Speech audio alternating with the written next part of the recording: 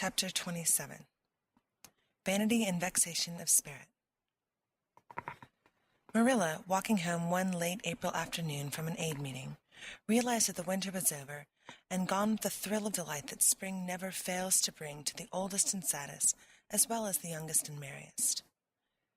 Marilla was not given to subjective analysis of her thoughts and feelings. She probably imagined that she was thinking about the aids and their missionary box and the new carpet for their vestry room. But under these reflections was a harmonious consciousness of red fields smoking into pale purply mists in the declining sun, of long, sharp-pointed fir shadows following over the meadow beyond the brook, of still, crimson-budded maples around a mirror-like wood pool, of awakening in a world and stir of hidden pulses under the gray sod. The spring was abroad in the land, and Marilla's sober, middle-aged step was lighter and swifter because of its deep, primal gladness. Her eyes dwelt affectionately on Green Gables, peering through its network of trees, and reflecting the sunlight back from its windows in several little coruscations of glory. Marilla, as she picked her steps along the damp lane, thought that it was really a satisfaction to know that she was going home to a briskly snapping wood fire and a table nicely spread for tea, instead of to the cold comfort of old aid meeting evenings before Anne had come to Green Gables. Consequently, when Marilla entered her kitchen and found the fire black out, with no sign of Anne anywhere, she felt justly disappointed and irritated. She had told Anne to be sure and have tea ready at 5 o'clock, but now she must hurry to take off her second-best dress and prepare the meal herself against Matthew's returning from plowing. "I'll settle Miss Anne when she comes home," said Marilla grimly, as she shaved up kindlings with a carving knife, and with more vim than was strictly necessary. Matthew had come in and was waiting patiently for his tea in the corner. "She's off gadding somewhere with Diana, writing stories or practicing dialogues or some such tomfoolery, and never thinking once about the time or her duties. She's just got to be pulled up short and sudden on this sort of thing. I don't care if Mrs. Allen does say she's the brightest and sweetest child she ever knew. She may be bright and sweet enough, but her head is full of nonsense, and there's never any knowing what shape it'll break out in next. Just as soon as she grows out of one freak, she takes up another. But there, here I am saying the very thing I was so riled with Rachel Lynde for saying at the aid today. I was really glad when Mrs. Allen spoke up for Anne, for if she hadn't, I know I'd have had said something too sharp to Rachel before everybody. Anne's got plenty of faults, goodness knows, and far be it from me to deny it. But I'm bringing her up, and not Rachel Lynde, who'd pick faults in the angel Gabriel himself if he lived in Avonlea. Just the same, Anne has no business to leave the house like this when I told her she must stay home this afternoon and look after things. I must say, with all her faults, I never found her disobedient or untrustworthy before, and I'm real sorry to find her so now." "Well, now, I don't know," said Matthew, who, being patient and wise and, above all, hungry, had deemed it best to let Marilla talk her wrath out unhindered, having learned by experience that she got through with whatever work was on hand much quicker, if not delayed by untimely argument. "Perhaps you're judging her too hastily, Marilla. Don't call her untrustworthy until you're sure she's disobeyed you. Maybe it can be all explained. Anne's a great hand at explaining." "She's not here when I told her to stay," retorted Marilla. "I reckon she'll find it hard to explain that to my satisfaction. Of course I knew you'd take her part, Matthew, but I'm bringing her up, not you." It was dark when supper was ready, and still no sign of Anne, coming hurriedly over the log bridge or up Lover's Lane, breathless and repentant with a sense of neglected duties. Marilla washed and put away the dishes grimly. Then, wanting a candle to light her way down the cellar, she went up to the east gable for the one that generally stood on Anne's table. Lighting it, she turned around to see Anne herself lying on the bed, face downward among the pillows. "Mercy on us," said astonished Marilla. "Have you been asleep, Anne?" "No," was the muffled reply. "Are you sick, then?" demanded Marilla anxiously, going over to the bed. Anne cowered deeper into her pillows, as if desirous of hiding herself forever from mortal eyes. "No, but please, Marilla, go away and don't look at me. I'm in the depths of despair, and I don't care who gets ahead in class or writes the best compositions or sings in the Sunday school choir anymore. Little things like that are of no importance now, because I don't suppose I'll ever be able to go anywhere again. My career is closed. Please, Marilla, go away and don't look at me." "Did anyone ever hear the like?" the mystified Marilla wanted to know. "Anne Shirley, whatever is the matter with you? What have you done? Get right up this minute and tell me. This minute, I say. There now. What is it?" Anne had slid to the floor in despairing obedience. "Look at my hair, Marilla," she whispered. Accordingly, Marilla lifted her candle and looked scrutinizingly at Anne's hair, flowing in heavy masses down her back. It certainly had a very strange appearance. "Anne Shirley, what have you done to your hair? Why, it's green." Green it might be called, if it were any earthly color.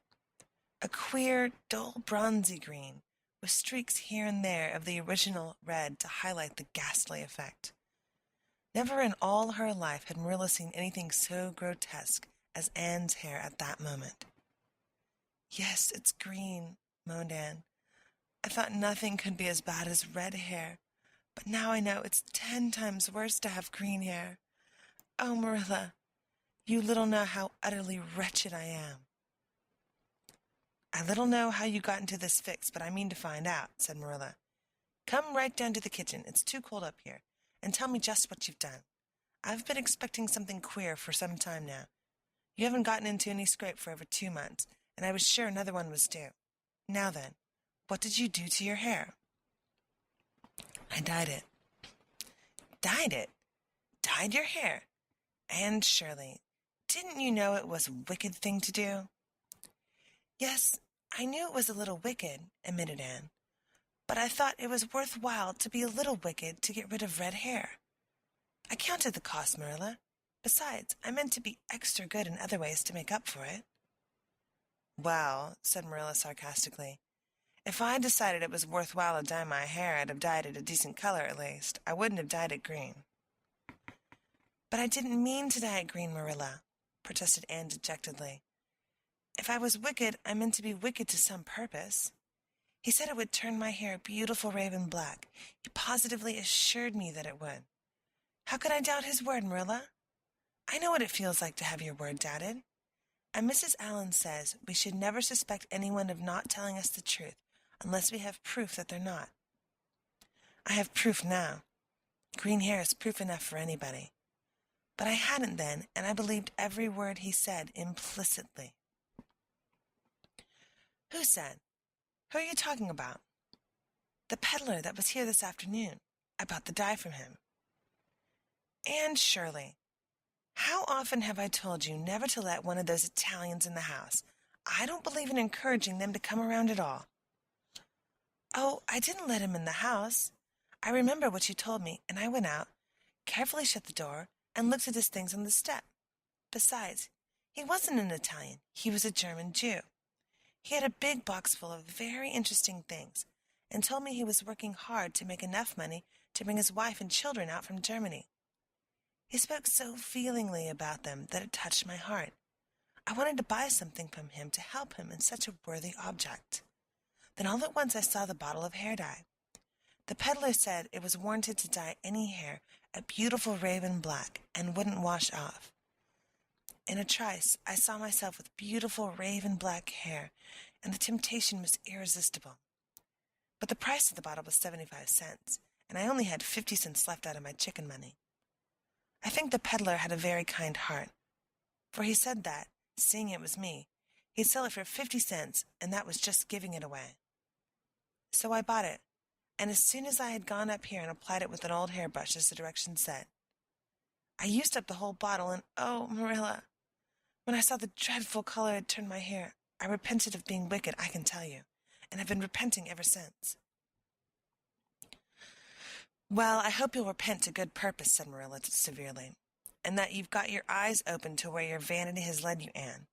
Goodness knows what's to be done. I suppose the first thing to do is give your hair a good washing and see if it will do any good." Accordingly, Anne washed her hair, scrubbing it vigorously with soap and water. But for all the difference it made, she might as well have been scouring its original red. The peddler had certainly spoken the truth when he declared the dye wouldn't wash off. However, his veracity might be impeached in other respects. "Oh, Marilla, what shall I do?" questioned Anne in tears.